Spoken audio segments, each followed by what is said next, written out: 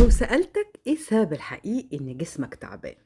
أغلبية الناس هترد عليا إجابة واحدة بس الحقيقة في 3 أسباب. أول غلطة بنعملها إن إحنا بنختار سبب واحد بس ونسيب بقية الصورة.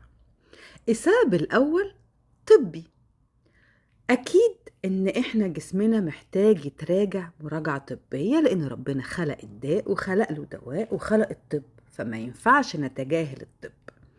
تاني سبب هي المشاعر، لأن الضغط والخوف والحزن والتوتر بيعمل ضغوطات عند بعض الناس، والجسد هنا بيحاول يقول لنا أنا تعبان من الضغط العصبي أو من الخوف أو الحزن أو التوتر.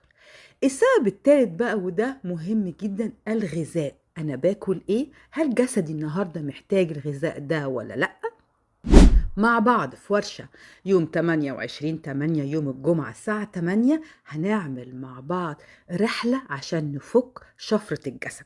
هنتعلم فيها ازاي اسمع جسدي، ازاي افك الاشارات، ازاي اسمعه، ازاي اسأله واسمع الإجابة، واعرف هل ده هو سبب طبي ولا سبب نفسي ولا سبب لخبطة أكل. كل ده هنتعلمه مع بعض وهنفهم الإشارات. أنا مستنياكوا يوم 28/8 الساعة 8 بتوقيت القاهرة. لو مهتمين ابعتولي كلمة جسد.